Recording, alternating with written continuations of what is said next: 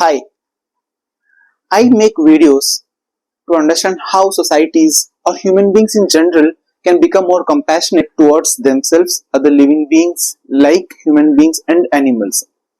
And in the process, they can create a society where the quality of life is better for themselves and for other creatures. In this video, we are going to touch upon on a topic of values, how the value system creates a society, and eventually those value system translates into behaviors and actions. We are not going to judge or put some value system above the other. We're just trying to understand from psychological perspective how does various value system affect the attitudes towards environment and animal welfare. To understand this value system, we are going to use the framework of Inglehart-Welzel. Now there are other frameworks as well, like the SWOT value system. Having said that, even though I might personally like to use the SWOT value system, we need empirical data using the SWOT model or the framework to judge various value systems.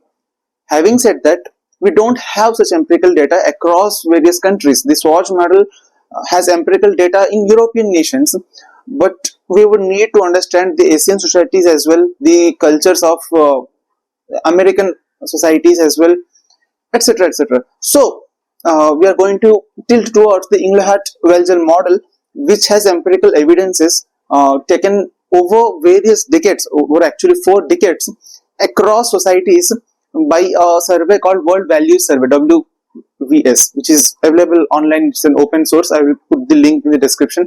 You can go and study and analyze. It has very detailed analysis of how value system of various societies have changed across decades, and you can do the analysis yourself as well. Now let's understand what does this Inglehart-Welzel model say.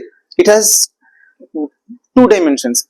Dimension number 1 is traditional versus secular values. Now this dimension says traditional values are like valuing of society, authority, religion, and society which is more towards the traditional values. The other part of this particular dimension which I said was secular values. What are secular values? These are valuing more towards rationality, logic, science. So this is the first dimension, which is tradition versus secular values. The second dimension here is survival versus self-expression. Now survival means physical security, material security, conformity, whereas self-expression value implicates more towards equality, rights, expression of the self-interest.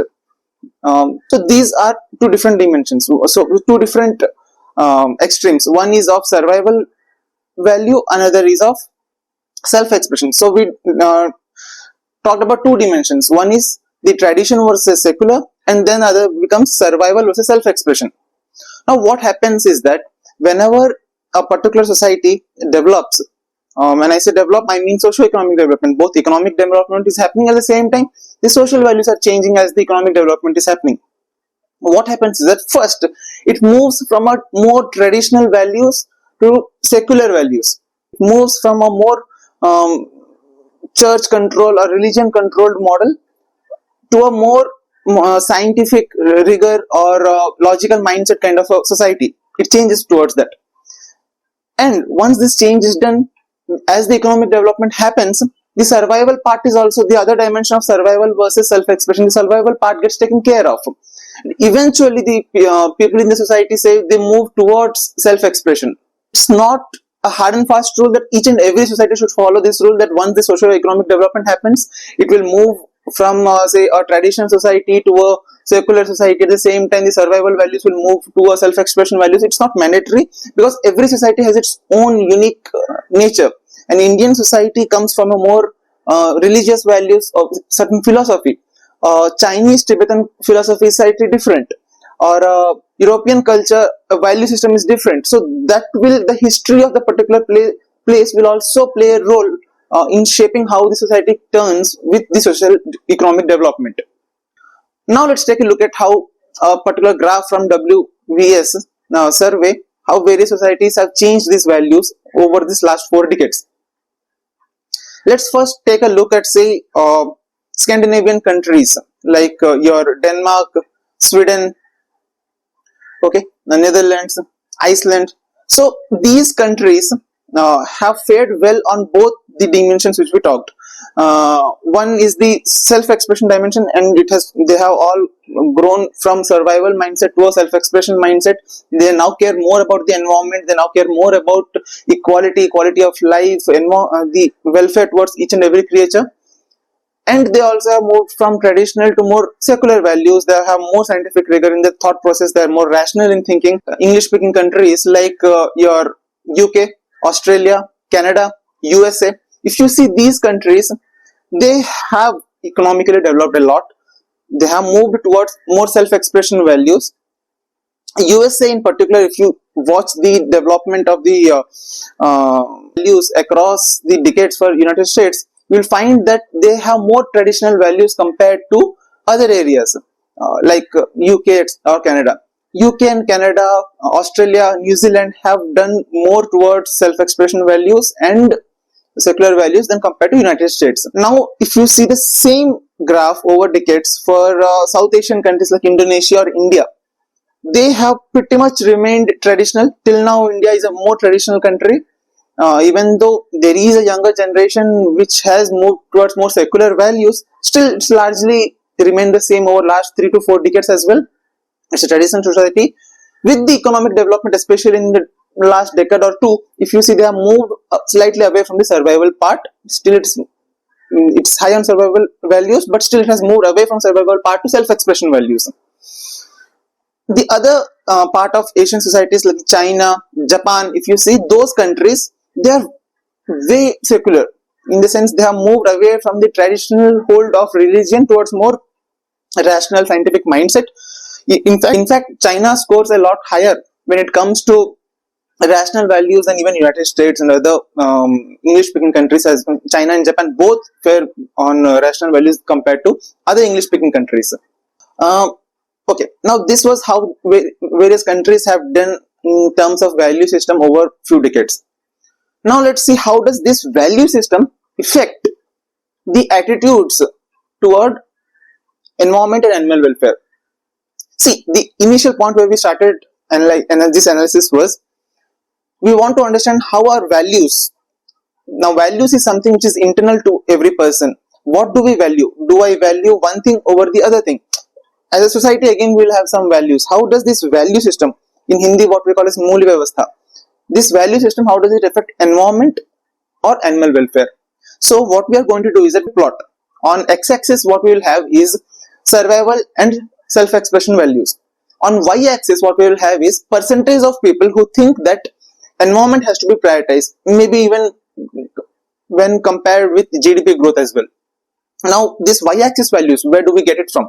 This comes from the same survey, the World Values Survey. Also asks this question about percentage of people, do you agree that environment has to be prioritized over sometimes even economic development? Now as people respond to that, they calculate this score. So this comes from the same survey that will plot on y-axis. On x-axis what we will have is your self-expression values versus the survival values. If you see, that's a linear curve, it's a straight line plot, and it's a directly proportional, meaning as and when countries become more, societies become more towards self-expression values, they will have more concern for the environment, they will have more concern for animal welfare. Although animal welfare was not part of the survey directly, it was environment only which is part of the survey. Like for example, if you see, the African nations have more concern about survival, and hence they want to ensure that they are more physically secure first, that as and when we are more capable of taking care of ourselves, we will be able to take care of the environment and the animal welfare as well. China, which has moved away from survival values, has gone into a great leaps and bounds of economic development, and hence the people and society of China care more about environment now, if you see in the same graph. The Denmark, Scandinavian countries and all are very high on self-expression values, and they care a lot about environment. This graph makes perfect sense. Having said that, the real analysis starts from here. What I wanted to understand was, okay, we understood as and when socio-economic development happens, the societies move towards more self-expression values, and eventually that the people also care more about the environment. Now I want to move from values to actual behavior. So see, as a person I might value something, but my action might speak something else, correct?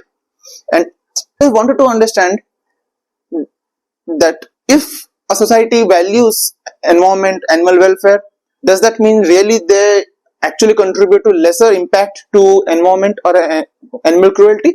For that, we will introduce a new factor, which is the Voiceless Animal Cruelty Index, VACI. This is an index also available online. I will share the link.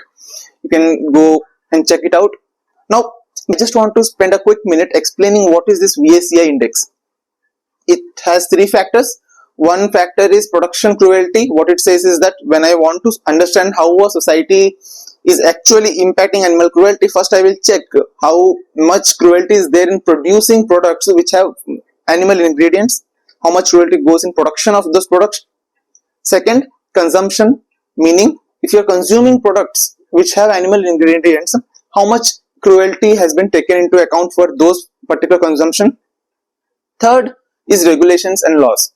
How many regulations and laws are there in the particular society which protects the interest of animals or the environment, and how strictly are those implemented. So there are three factors: production side cruelty, consumption side cruelty, and having enough laws and regulations which will protect the environment or the animals in that particular society. So it will club all of these and provide scores and then rank the countries. Surprising element. Again we will make a plot. On y-axis we will keep VACI scores. Okay.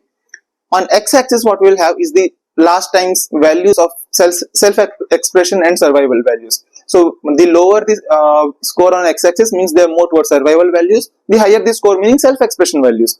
On the y-axis what we will have is the VACI cruelty index scores.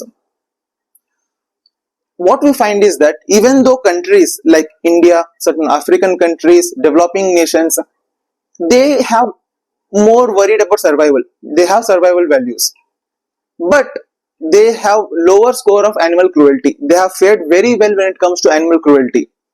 At the opposite end of it, societies like Australia and United States, if you see, they have moved away from survival values, but they have fared very poorly when it comes to VACI index. The animal cruelty in those societies is way higher. In fact, India comes first when it comes to best kind of animal welfare according to the VACI index, and US is one of the lowest performing countries.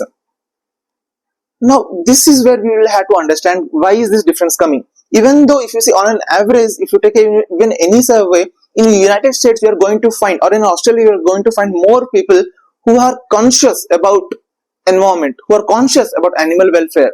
But at the same time, these are the societies which are producing far more animal cruelty compared to other countries, more developing countries. The difference here might be factory farming, industrialization.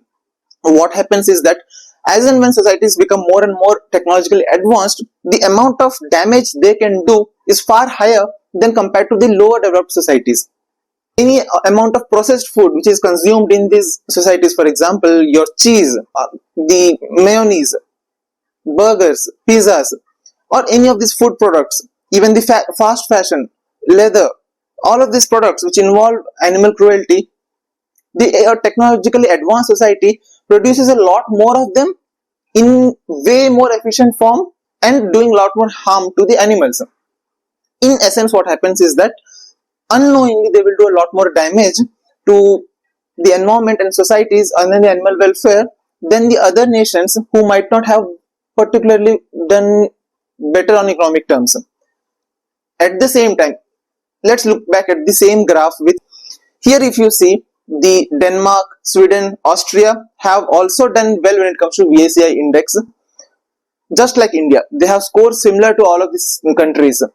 What has happened here then? They have done well on economic terms, they have done well on social terms, they are doing well also when it comes to VACI index. These are the particular nations who have done well. Now if you study Austria as a society, or Denmark as a society, or Netherlands as a society, you will see that there has been a mass awareness campaigns when it comes to animal welfare, when it comes to environment.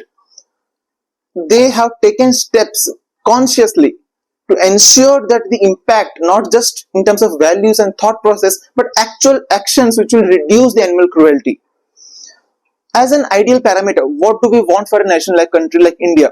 We are in a certain position on x-axis, y-axis, which we saw when it comes to economic development. We certainly want the economic development, but we want to develop in such a manner that we reach to a position where these nations of Denmark or say Austria are there, where obviously and they're economical wise they are developed, they're taking care of survival part, at the same time they are taking care of the animal cruelty part as well, or the impact towards environment as well. And that's the whole point of my analysis. We want development, but what is the path of that development which we want to take? Is it going to be similar to United States, Canada, Australia, or towards the path of say Denmark, where development is done, but at the same time the concern of sustainability is taken care of?